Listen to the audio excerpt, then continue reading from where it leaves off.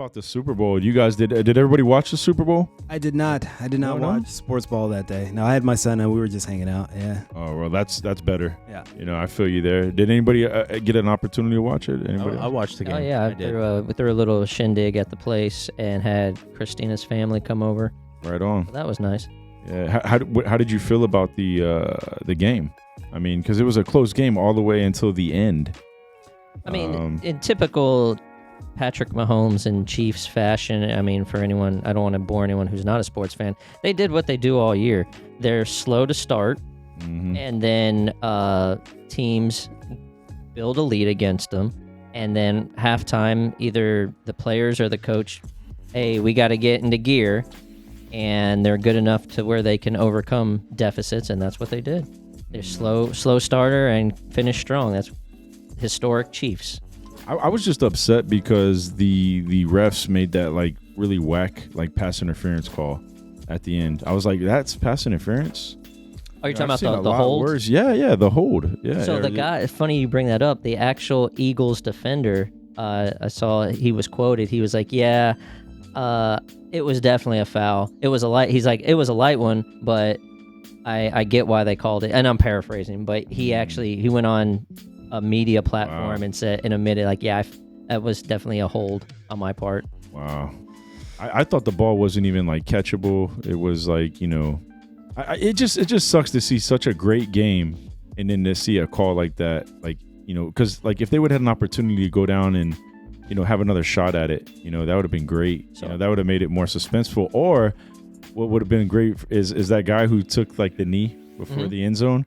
If they would have like fumbled or something and then the other team recovers and then, an opportunity, I was like, man, that would be great.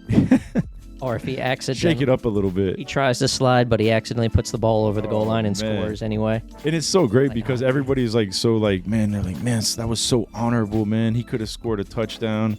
No, he's being smart. I thought it was about time, right? Yeah, it's like, you could score, but then you wouldn't. You would give them time to score, and then they would be up on you. Yeah.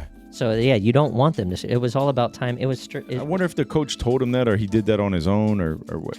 I forget what play, but there was a game a few years back where someone had the opportunity to kneel it or score, and he scored, and then on the very next drive, the team came back and scored and won. So that's got to be coaching. You just say, hey, listen, guys, here's the situation we're in.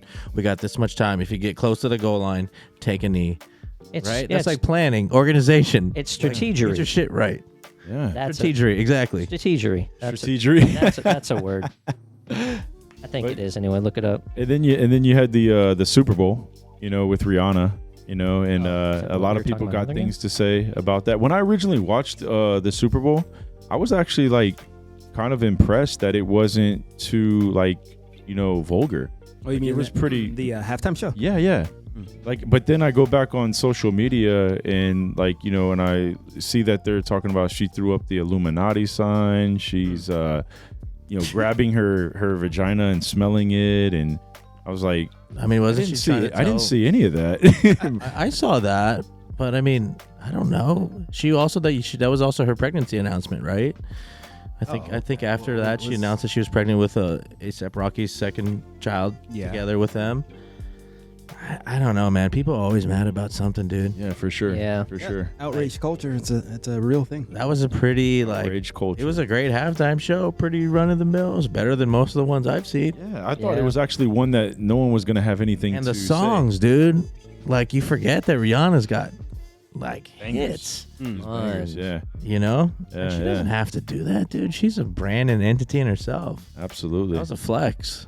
That was a flex. Yeah, her brand's huge. I mean, she's a billionaire. It's ridiculous. Is she? She's in the bees? She's in the bees. in the bees. And her baby daddy is not. I think she might make more money than Taylor Swift. He's a Kevin Federline? Yeah, he's getting... he's A$AP Rocky, right? Well, he's a millionaire, but he's getting clowned right now on the internet. Is he really? Well, I mean, because, I think that he's emasculated himself by being like this guy, like, this in the shadow of her. Well, the image is that, I mean, they just did a cover. Yeah, I think it was Vogue. I think it was Vogue. Yeah, I've seen that picture. And she's leading the way. He's behind her, which fine. It like sometimes that just naturally happens, and somebody's like gets a picture. It's like, oh, come on, man. Yeah. Dude, in my relationship, I would not have the job I have today if Danielle wasn't as financially as secure as she was, because I was allowed the flexibility to take a lot of really shitty writing jobs, right, for free for a long time. Yeah. And I wouldn't be able to do what I'm doing today if it wasn't for Danielle.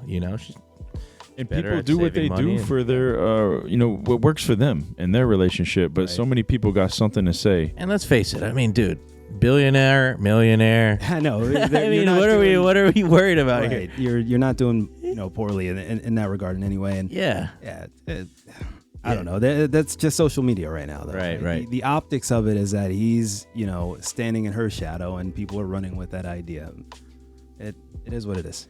Yeah, it's interesting. Get back to your point. I mean, all of that is just a reflection of everything that you say about somebody else is a reflection of what's going on inside of you. Exactly. In some sense, So it is interesting what people get mad about. But it's the Super Bowl halftime show. You're supposed to get mad about it. Right?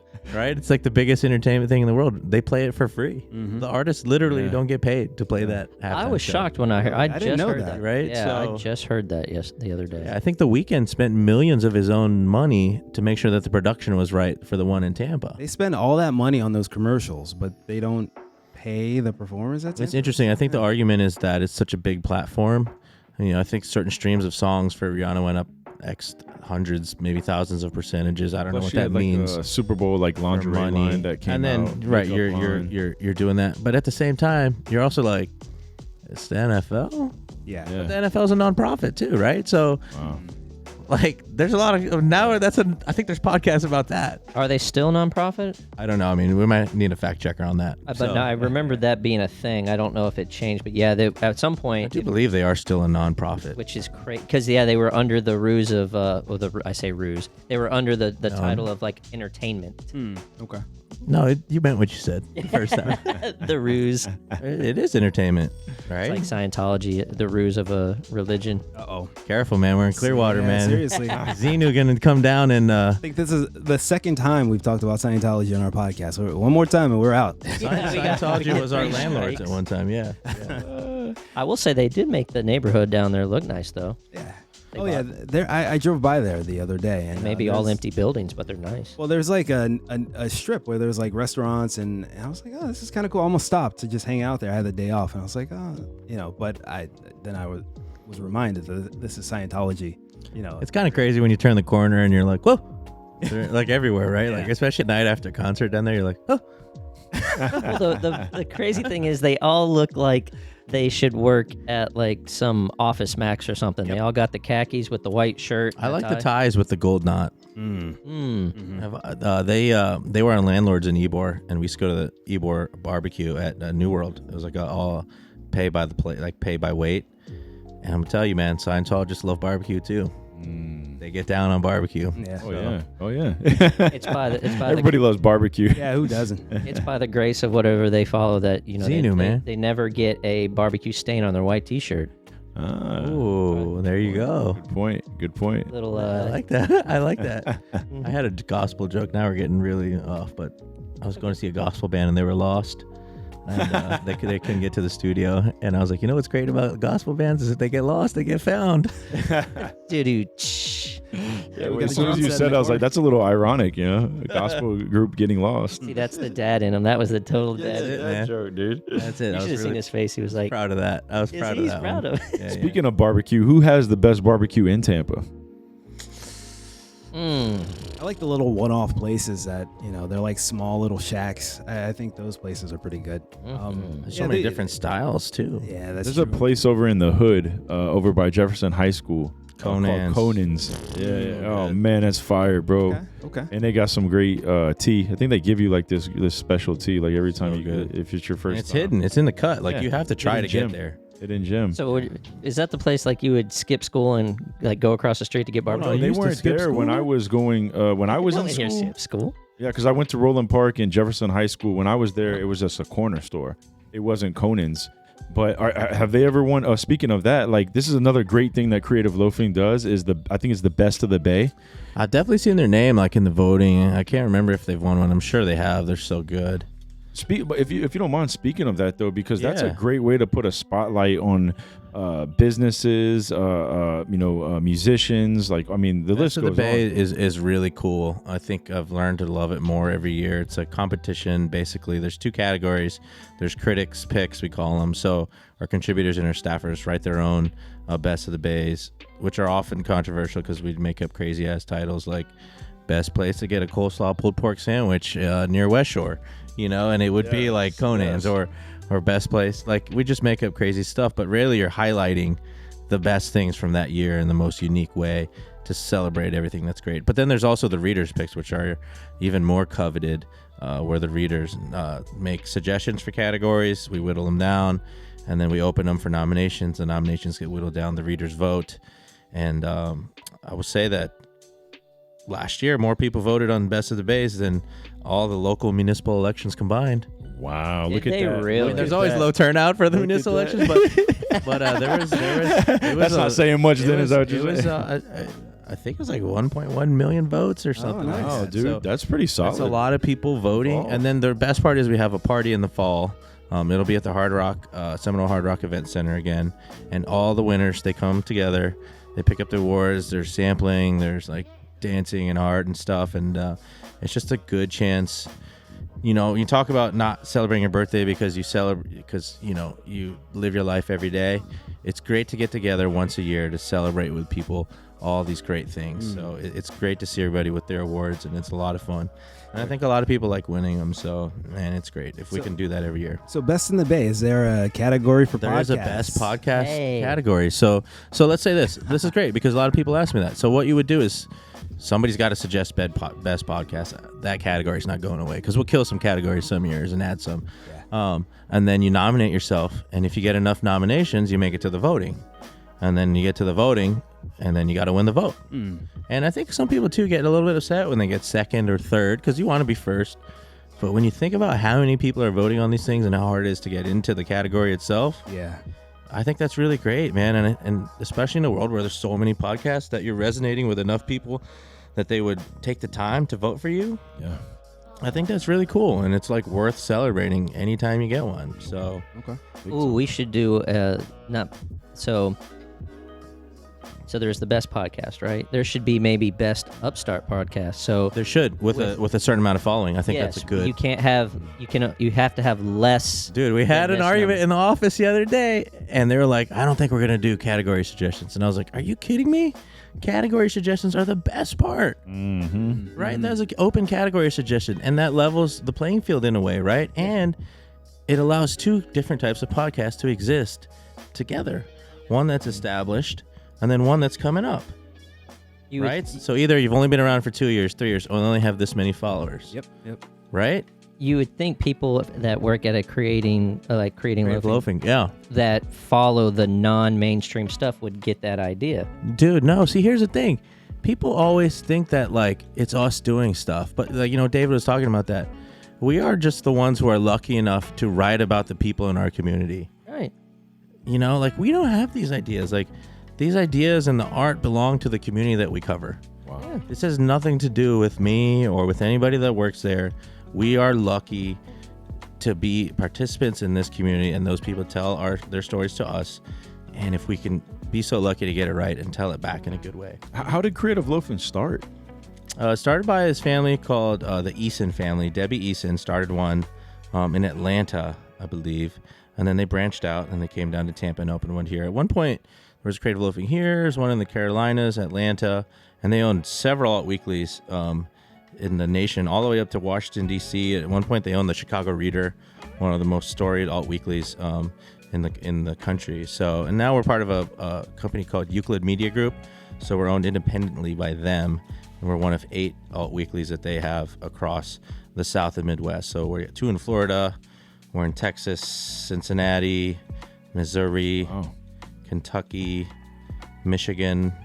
So it's a nice network of alt weeklies, largest collection of alt weeklies in the U.S. for sure. Wow. And journalism is like evolving, right? Evolving is a great word. I was just saying, man, a lot of people are like, oh, journalism is under attack. Oh, journalism is this, and oh, save journalism. And I'm like, dude, like, journalism is as vital, as important as it ever was. There are so many good outlets doing everything they can to survive and scrap, and there's so many outlets doing good work. Like, yes, journalism is hard.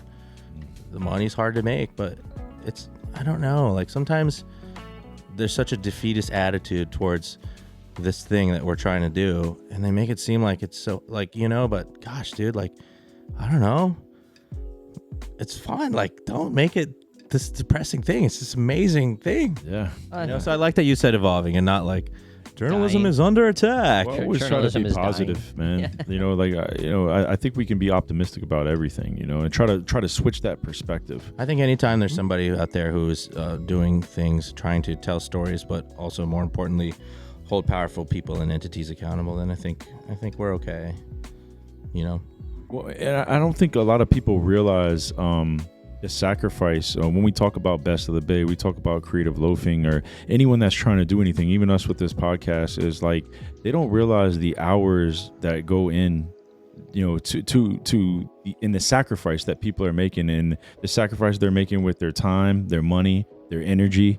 Like there's a huge sacrifice. I was actually speaking to Jabari from Channel 10 News. I don't know if you're familiar with him. He's going to join us in a couple weeks. He's like a news anchor, like great big personality. Yeah, WTSP is probably my favorite TV news outlet right now. Nice. Some of the best journalism. I love his energy. Like when I watch some of his posts, because I don't watch TV, but I see his posts. He posts like all the things that he does. And it just, I told him the other day, man, I was like, man, I really appreciate how hard you go, man, because I see, man, I'm like, is he the one that just moved here? Yeah. I think he moved there from New Orleans. We had him on the show, and unfortunately, it was like last year, the cord wasn't connected or something like that. Shit. And we did like 3 hours of all recording. the audio. So I've been there, man. Yeah, the audio input was not being recognized by the system, and that happened this morning actually. Yeah, I had to recreate the audio input, so we could have easily fallen into that today. So just got to make sure that I've been there, man. I've lost entire interviews. You look down and you're like, whoa, and then you're like, gotta write the interview, gotta write the story now, because it's all in your head. You just gotta get all the quotes down out of your head. So it happens, and it's good to hear that we're gonna have him back though. Yeah. But in this time we can really focus on him, because we tried something that week where we tried to like have another guest on at the same time, and it takes away from each guest, so then we can focus more on them, so I'm really looking forward to that. The other thing I wanted to ask you too is with the community radio station, it's 88.5, right? WMNF Tampa 88.5 FM. Yeah, and I know you did a lot of work with them. I would hear like sometimes you would like go on there and like you pick out songs. And I'm on my second radio show there now. We do one on Fridays. It's a news and public affairs, 11 a.m. to noon. But recently Danielle and I had a music show on Saturdays from 4 to 6. And we play a lot of new music and stuff like that. It was right in peak pandemic and during those summers. So we did that. It's all volunteer run. We have a pretty small staff there. It's a pretty great organization. It's been around for a long time. It's pretty rare to find a radio station that's almost entirely listener funded and driven by volunteer programmers.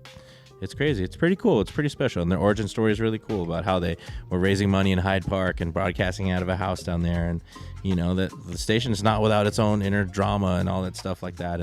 And we've written about things like that too. But it's a pretty cool entity. And the more stuff that we can have that's like that, I think it's pretty cool. It's really cool to see you also doing stuff that you love, because I remember like when we were younger you would talk about like Howard Stern, stuff like that. It's funny you're talking about all this stuff. I didn't realize that I was expressing that those were my interests that young. I always thought, I didn't know that I wanted to do this until much later in my life, but now that you're talking about it, I either think you're lying or or maybe you were picking up on something that maybe I wasn't realizing. Right. Exactly. Right. But I remember you also saying like music is interpretation. That was another thing you taught me. So like as you were a little bit older than me, so I would watch some of the things that you would do. So like also like rollerblading, we picked that up. We started playing hockey. Like I wasn't into any of that. I wasn't into golf. But I got into those things because you were into them. You know, I'm like just learning all this stuff. Yeah. And then like as I grow and me and Charles, we get into the music scene. You were in the music scene, so like I would see you at a lot of places, like you and Danny, and going to y'all's wedding and just watching the decisions that you made as a young man to move into commitment. As a young man, very quickly. That was inspiring to me because I wasn't there. It's taken me years to like shift my mind there. Actually, I had to get hit over the head to like even consider it. Hey guys, thanks for tuning in. You can catch all of our episodes on YouTube and Spotify at Better Gents Podcast, and follow us on Instagram, TikTok, and Twitter at Better Gents Pod. Thank you and take care.